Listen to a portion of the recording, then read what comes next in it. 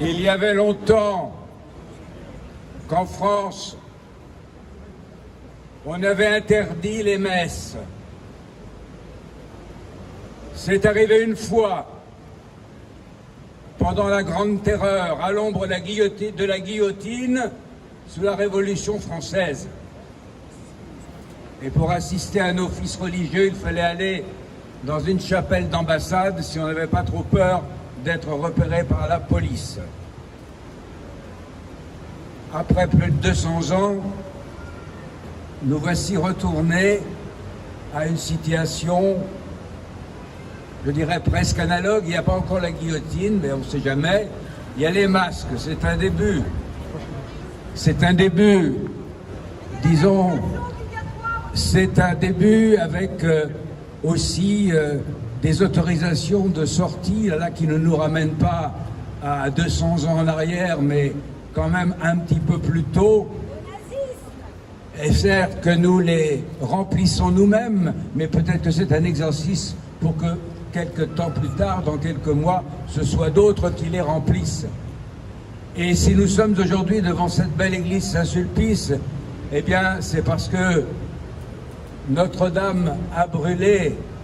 Quel signe sous ce principat qui commençait à ce moment-là, que l'incendie de la cathédrale du cœur spirituel de Paris, avec un incendie quelque temps plus tard qui se voyait moins, mais au cœur spirituel, je dirais au cœur politique de Paris, à la préfecture de police, comme si le ciel n'arrêtait un pouvoir trop sûr de lui, qui se fondait uniquement sur ce qui est matière et qui négligeait l'esprit.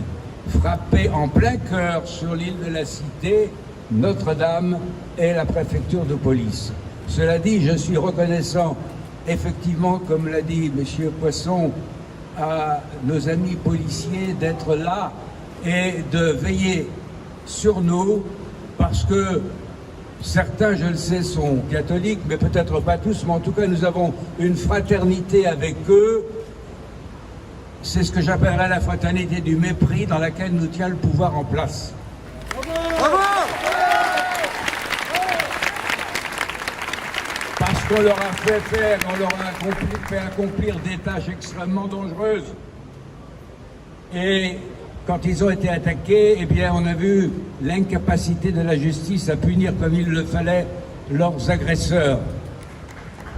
Et nous partageons avec eux cette fraternité du mépris. Mais elle n'est pas dans notre cœur de la haine contre quiconque. Parce que nous servons un maître qui est bien plus fort que tous. Et je disais que nous étions sur cette place Saint-Sulpice, et en face de moi, il y a une fontaine avec 4 grands prédicateurs qui furent à la base même de l'école française du renouveau catholique en France. Et l'un d'entre eux, je pense à Massillon, qui regarde du côté de la rue Bonaparte, Massillon qui en 1700 vint à Versailles pour prêcher l'Avent devant le roi Louis XIV. À cette époque, voyez-vous, le chef de l'État invitait pour sa chapelle des évêques à venir prêcher à Versailles. Oh, Excellence Massillon, vous êtes assise sur votre chaise de pierre et vous êtes vous-même en pierre. Et si l'on vous invitait à venir prêcher l'Avent, c'est dans peu de temps, évidemment, vous ne pourriez pas vous lever, car vous êtes en pierre et vous êtes une statue, mais votre esprit demeure. Cela dit, je me demande si l'auguste chef d'État qui vous recevrait dirait comme le roi Soleil, qui tout en étant roi Soleil ne se prenait pas pour Jupiter. J'ai invité avant vous, mon cher abbé, il avait dit mon cher père, alors qui était avec. J'ai invité avant vous beaucoup d'orateurs très bons et j'en ai été très content. Mais après vous avoir écouté, mon père, je suis très mécontent de moi. Voilà la grandeur d'un chef d'État qui sait reconnaître la valeur de la spiritualité. Parce qu'en fait, si nous en sommes là aujourd'hui, c'est parce que toute l'Église catholique a été gravement injuriée par la représentante du gouvernement auprès du Conseil d'État, j'ai nommé Madame Pascale L'Église. Car elle a prétendu que nous n'avions pas respecté les règles sanitaires lors de nos messes. Et elle a prétendu que nous avions fait courir ainsi des risques à ceux qui assistaient à nos messes. Alors je demande à Madame Pascale L'Église, où et quand ces infractions ont-elles été commises? Où et quand des procès-verbaux ont-ils été dressés?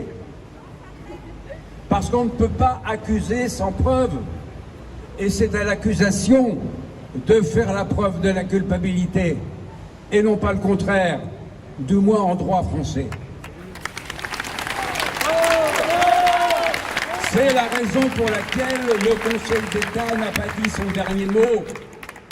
Et c'est la raison pour laquelle, aujourd'hui, nous devons nous tourner, non pas vers le juge du Conseil d'État qui n'a fait que rendre pour quelque temps une ordonnance, mais vers ceux qui nous accusent en leur disant « apportez-nous les preuves ». Maintenant, et c'est sur ce point que je voudrais terminer mon intervention, le culte catholique en France a une singularité et a plusieurs singularités qui font qu'il n'est pas comme les autres cultes. Me plaçant du strict point de vue de la laïcité et des lois qui nous gouvernent. Non, mais je ne veux pas être contre la loi, pour l'instant. Pour l'instant. Parce que tous les recours n'ont pas été encore pris. Donc, me plaçant de ce strict point de vue, l'État laïque doit être un État neutre qui reconnaît la spécificité de chaque culte. Et on l'a bien vu en 1905, au moment de la séparation des églises et de l'État, quand heureusement le ministère Combes, mais qui était lui au moins intelligent et qui savait, tout en étant notre ennemi, qui était cultivé et qui connaissait ce que c'était que le culte catholique. Alors c'est nous qui les avions formés dans nos propres écoles. Alors ils étaient bien éduqués. Bon. Tandis que ceux-là, on se demande où ils ont été formés. On se demande s'ils savent quelque chose de ce que c'est que la religion quand on lit certains textes sur le catholicisme et sur ce qu'on appelle les rassemblements dont nous aurions besoin. Ce qu'ils ne veulent pas comprendre, ou ce qu'ils ne peuvent pas comprendre, c'est que la messe n'est pas qu'un simple rassemblement. La messe, c'est la vie même du catholicisme. Et si on supprime la messe, autant avoir l'honnêteté de dire qu'on veut supprimer le catholicisme. C'est la raison pour laquelle je le dis très solennellement au nom de beaucoup de mes confrères et je supplie nos chefs hiérarchiques, nos évêques à qui nous devons la sainte obéissance, je le rappelle,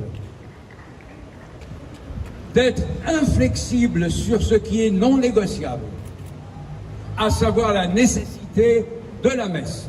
Ce qui est négociable, ce sont les conditions dans lesquelles on l'a dit. Nous sommes toujours ouverts à des suggestions d'ordre sanitaire, à peut-être renforcer ceci ou cela. Mais ce qui n'est pas négociable, c'est de nous empêcher de préparer Noël comme il se doit. Nous avons eu la faiblesse de sacrifier la semaine sainte et Pâques. Nous n'aurons pas la faiblesse de sacrifier Noël et les dimanches de l'Avent.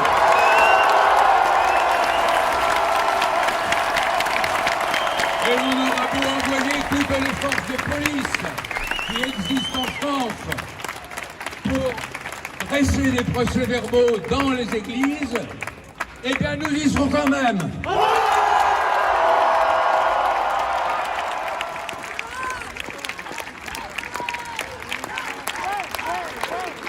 Un dernier point. Un tout dernier point. C'est par l'unité des catholiques, avec aussi l'unité de tous ceux qui croient en la liberté des consciences, donc au-delà du catholicisme, que nous arriverons à nous sortir de ce climat de tyrannie et de confiscation de la liberté. Car tous les Français doivent savoir que si aujourd'hui on interdit aux catholiques ce qui est essentiel pour eux, ce qui n'est pas du tout accessoire, demain ça peut être leur tour. Et que nous nous battons, nous, pour pouvoir entrer dans nos églises librement, et que nous nous battons aussi pour que ceux qui ne veulent pas y entrer puissent ne pas y entrer en toute liberté.